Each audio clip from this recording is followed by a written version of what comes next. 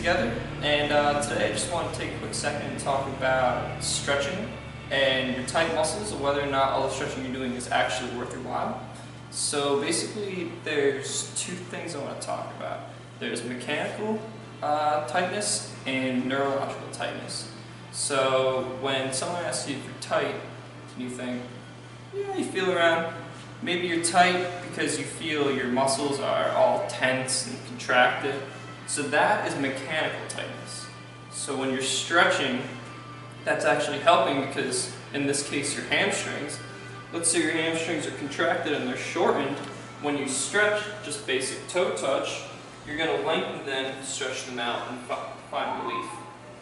Well, if you find yourself doing that over and over, not getting that relief, it might be a deeper problem, and that's neurological tightness. So neurological tightness is where, say for the hamstrings again, your hip flexors are probably the ones that are tight. So when you have tight hip flexors, your hips are going to come in an anterior tilt. So your butt's basically going to stick back and they're going to tilt forward, which is your tight hip flexors, and it's going to lengthen out your hamstrings so they're going to be nice and long, and that's where the tense feeling comes from. Therefore, if you just keep stretching and stretching, you're just making them longer and longer.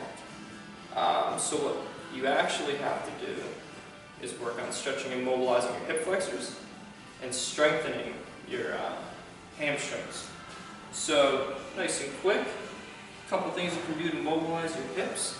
You've got hip pulses, which you can do. You want to keep your hips straight. You're going to stay on one knee and just rock forward a little bit. You'll feel a pull in that back hip flexor. Come back out. Back forward and out.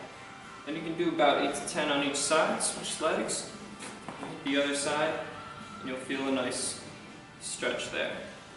Another easy one is just a butterfly stretch, feet together. You'll have your knees out and just slightly press down with your elbows on the insides of your knees, and you'll feel a nice stretch up in your hips again. To strengthen your hamstrings, we have a couple things you can do. Just a regular glute hamstring bridge when you lay down on the ground. Squeeze your butt, squeeze your hamstrings, and hold it for a couple seconds, and back down. Really basic stuff. Coming up, back down. Then a little more advanced would be a stability ball hamstring curl, where you put your feet up on the ball.